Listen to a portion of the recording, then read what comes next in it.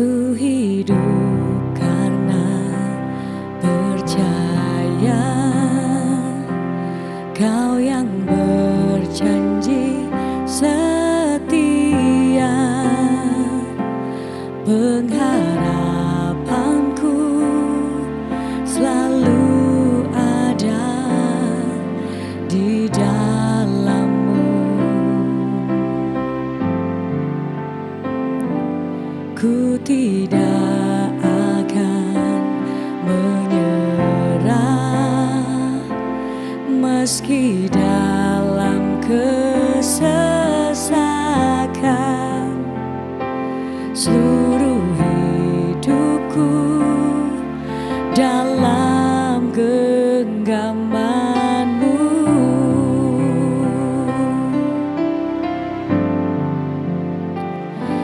Aku punya Tuhan yang besar, yang telah berjanji dan sanggup menggenapi.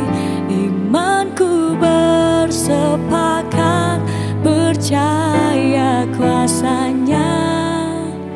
Ku terima sekarang kemenangan dari-Mu.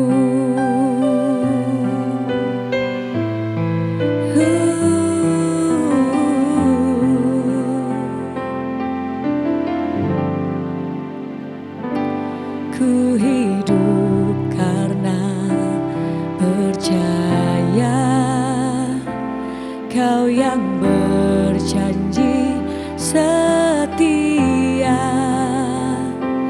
Pengharapanku selalu ada di tangan-Mu. Ku tidak akan menyerah meski dalam kesesakan. Seluruh hidupku dalam genggaman-Mu.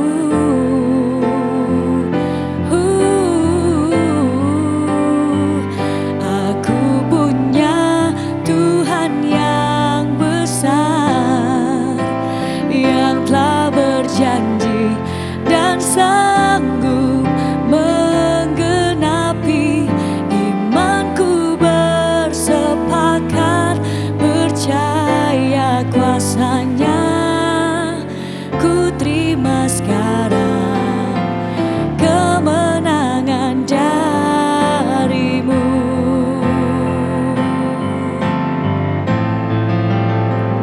Aku punya Tuhan yang besar, yang telah berjanji dan sanggup menggenapi. Imanku bersepakat percaya kuasa-Nya. Ku terima sekarang kemenangan dari-Mu. Oh, imanku bersepakat Tuhan. Terima kasih.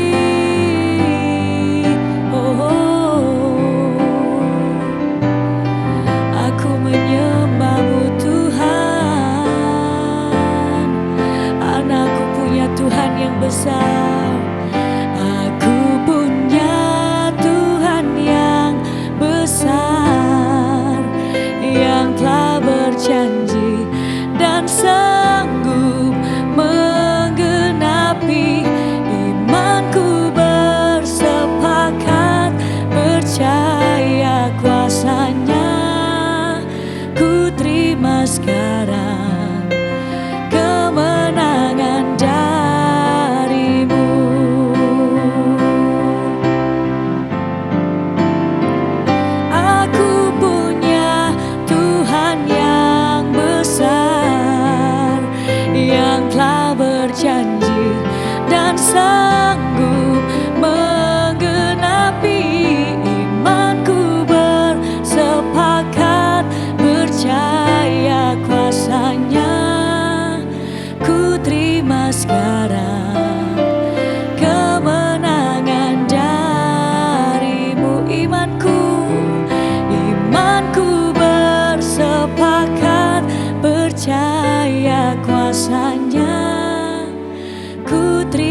sekarang kemenangan darimu.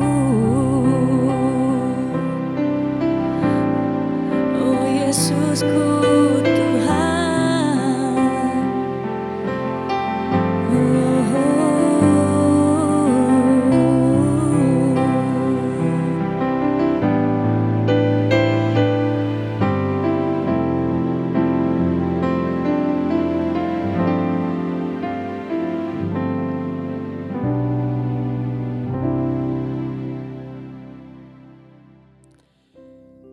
Salam sejahtera untuk kita semua. Saya senang sekali bisa hadir menemani Bapak Ibu Saudara-saudari di dalam perenungan kita pada hari ini. Bacaan firman Tuhan hari ini terambil di dalam kitab Matius 7 ayat yang ke-15 dan Matius 16 ayat yang ke-6. Dikatakan demikian, waspadalah terhadap nabi-nabi palsu yang datang kepadamu dengan menyamar seperti domba, tetapi sesungguhnya mereka adalah serigala yang buas. Matius 16 ayat ke-6 dikatakan seperti ini. Yesus berkata kepada mereka, berjaga-jagalah dan berwaspadalah terhadap ragi orang Farisi dan Saduki. Saudara-saudara yang terkasih di dalam Kristus, di dalam kesempatan yang penuh anugerah ini, kita bersama-sama akan merenungkan sebuah peristiwa penting dalam sejarah bangsa kita yang membawa dampak besar terhadap kehidupan sosial, politik, dan bahkan iman banyak orang.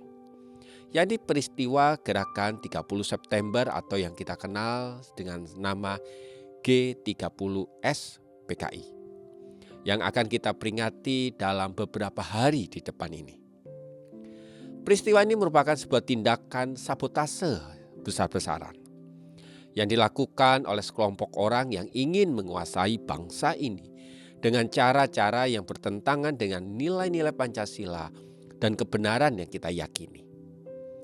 G30S September bukan sekedar sebuah upaya kudeta politik, tetapi juga merupakan sebuah serangan terhadap nilai-nilai kemanusiaan dan keyakinan spiritual bagi bangsa Indonesia. Gerakan ini bertujuan untuk menanamkan ideologi komunis yang tidak mengakui adanya Tuhan, serta menolak semua bentuk pengakuan atas iman kepada Sang Pencipta.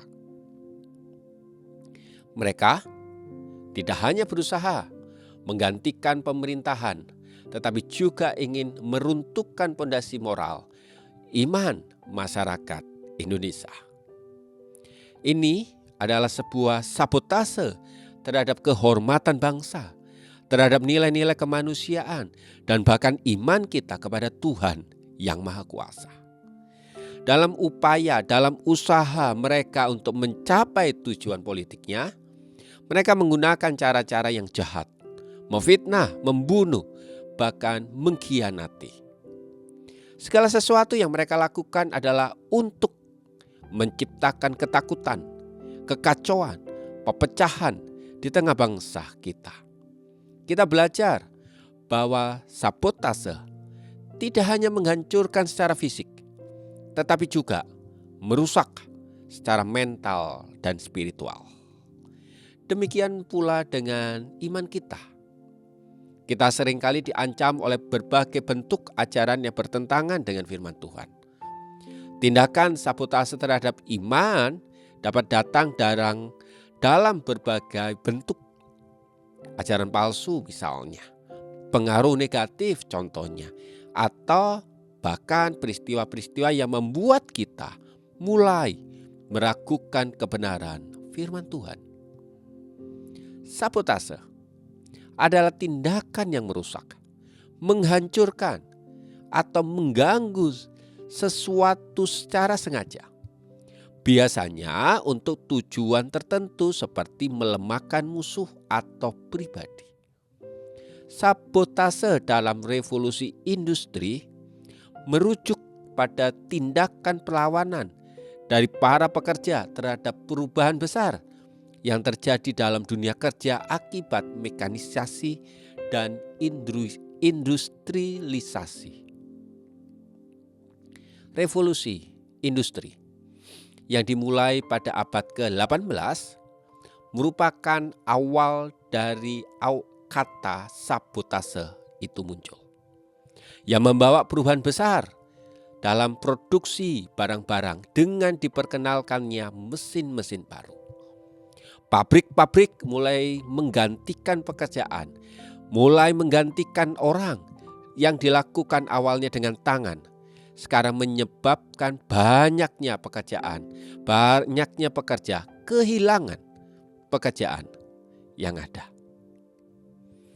Dalam meresponi hal ini, kelompok-kelompok pekerja seperti kaum Rudit di Inggris mulai melakukan sabotase dengan merusak mesin-mesin pabrik dengan melemparkan sebuah sabot atau sepatu kayu, atau di dalam bahasa Jawa dikenal dengan istilah teklek itu, pada mesin-mesin industri mereka.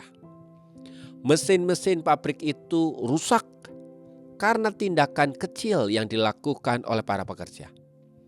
Demikian pula dengan kehidupan rohani kita, juga rusak oleh karena tindakan kecil yang bisa merusak kebiasaan dan tindakan yang baik yang sering kita lakukan.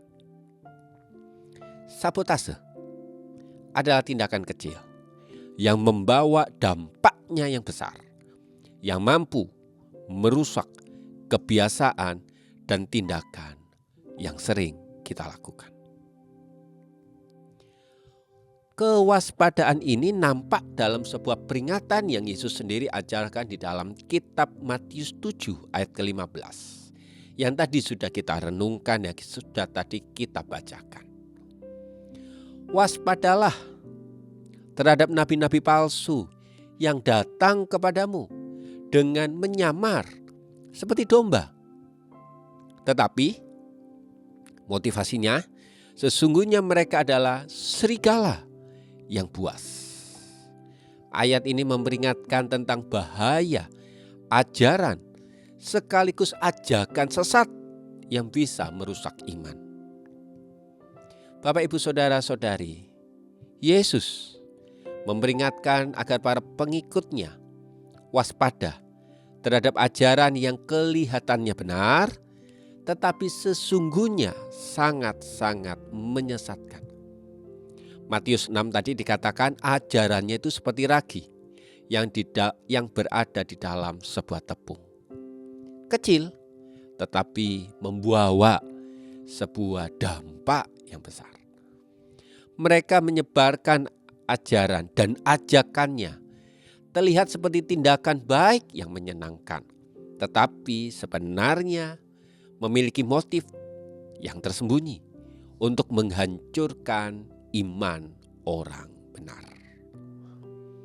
Ada dua tanda yang bisa kita lihat dari sabotase iman. Yang pertama, sabotase iman selalu berhubungan dengan mandeknya buah kerajaan Allah. Artinya ini menekankan bahwa ajaran seseorang bisa dinilai melalui perilaku dan dampaknya. Bukan hanya dari dampak penampilan atau kata-katanya saja, tetapi dilihat dari buah yang ada. Kedua, sabotase iman menekankan pentingnya kehidupan yang sejati di dalam Kristus. Sebagaimana yang diajarkan di dalam kitab Matius 7 ayat ke-21 hingga ayat ke-23. Hidup yang berbuah adalah hidup yang melakukan kehendak Bapa di surga. Bukan hanya mereka yang berbicara tentang Tuhan yang akan selamat, tetapi mereka yang sungguh-sungguh hidupnya berbuah dalam kehendaknya. Sabotase iman juga terlihat dalam hidup yang tidak lagi berfokus pada Kristus, tetapi pada dirinya sendiri. Dalam konteks rohani, ini sangat kita berusaha untuk menjauh dari kasih karunia-Nya Tuhan. Sabotase iman adalah upaya musuh untuk mencuri sukacita kita, membunuh kepercayaan kita, dan membinasakan hubungan kita dengan Allah. Dalam pelajaran hidup kita, selalu ada kemungkinan bahwa kita akan menghadapi berbagai bentuk sabotase iman. Mungkin itu datang dari ajaran palsu yang mengatasnamakan kebenaran, tetapi di luar Alkitab. Mungkin juga datang dari pengaruh dunia yang semakin sekuler, atau dari tantangan pribadi yang menguji iman kita. Kehidupan rohani kita bisa rusak karena tindakan-tindakan kecil yang kita abaikan. Beberapa contoh, misalnya tindakan-tindakan itu yang merupakan sabotase iman di dalam hidup kita. Misalnya, bagaimana kita menunda doa dan ibadah. Kebiasaan menunda di dalam doa dan beribadah seringkali kita tampak sepele, tetapi lama-kelamaan akan mengakibatkan semakin jauhnya hubungan kita dengan Tuhan dan kehilangan waktu refleksi kita terhadap hal-hal yang bersifat spiritual. Atau kita tidak lagi membaca Alkitab secara konsisten, merenungkannya, bahkan kita mulai kehilangan arah rohani, kekuatan di dalam menghadapi godaan-godaan sehari-hari. Atau hanya kita memikirkan berkat tanpa bersedia untuk berkorban, memberi, mengembangkan setiap karunia yang Tuhan berikan. Atau mungkin kita mulai hari-hari ini meremehkan kecilnya dosa. Kita terlalu kompromi dengan dosa. Seperti berbohong, mengabaikan integritas, bisa menjadi itu merupakan sebuah kebiasaan buruk yang akhirnya merusak sebuah kehidupan yang baik, yang benar. Awalnya sih ngintip gambar yang tidak senonoh, melihat durasi yang lebih pendek, akhirnya ketagihan dan menyeret kehidupan pada perilaku asusila. Semua diakibatkan karena tindakan-tindakan kecil yang ada, yang kita sabotase.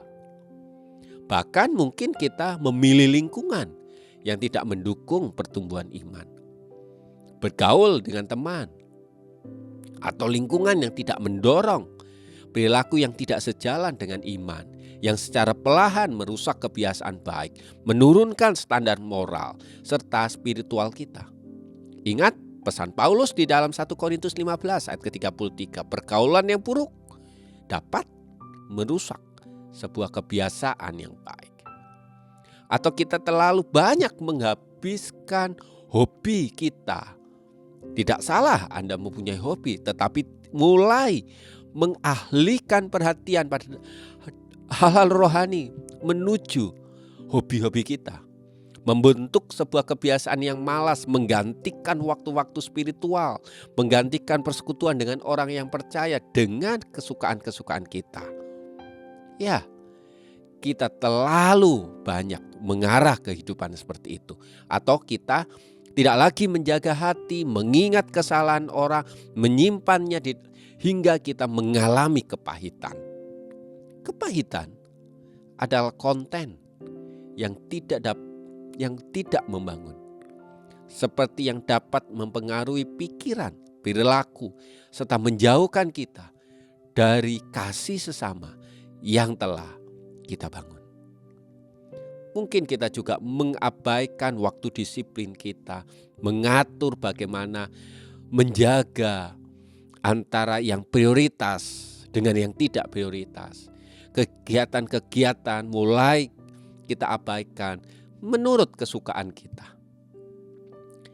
Ya, Anda bisa mendaftar sendiri tindakan-tindakan, kebiasaan-kebiasaan, perilaku-perilaku yang baik yang dulunya Anda buat, tetapi sekarang Anda abaikan, sekarang Anda mulai membiarkannya itu. Akhirnya Anda tidak lagi berbuah di dalam kemuliaannya, hingga Anda mulai menjauh dari kasih karunia Allah.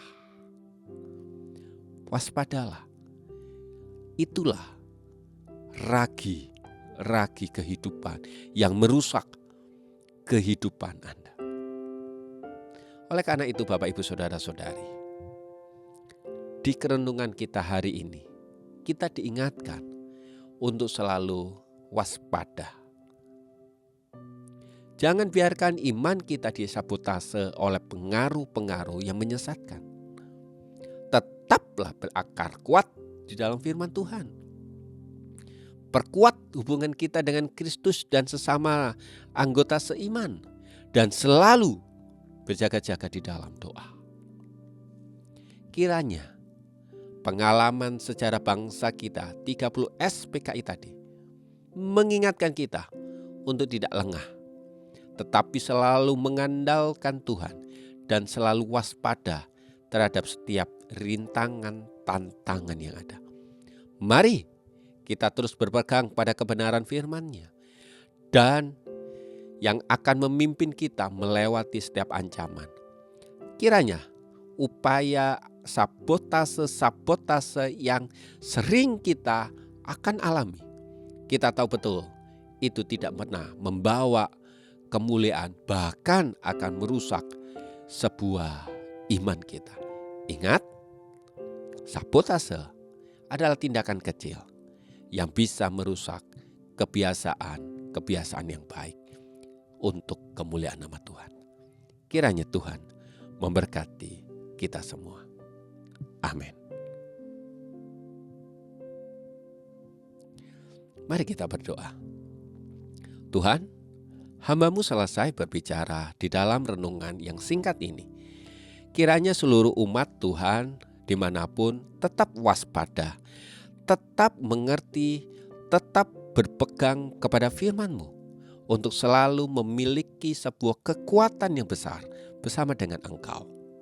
Dan kami tahu hidup ini tidak mudah, tetapi berjalan bersama dengan Tuhan akan membawa hidup ini diarahkan kepada hidup yang berbuah dan hidup yang memuliakan nama Tuhan.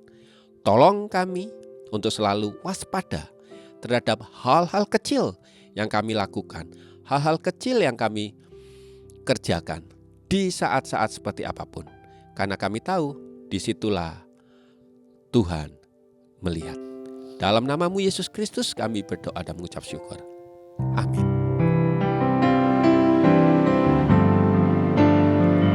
Aku punya Tuhan yang besar, yang telah berjanji dan sanggup menggenapi.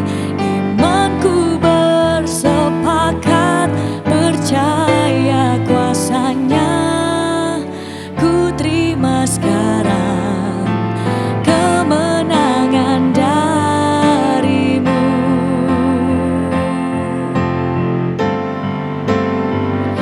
Aku punya Tuhan yang besar, yang telah berjanji dan sanggup menggenapi. Imanku bersepakat percaya kuasa-Nya. Ku terima sekarang kemenangan dari-Mu. Imanku bersepakat percaya kuasa-Nya.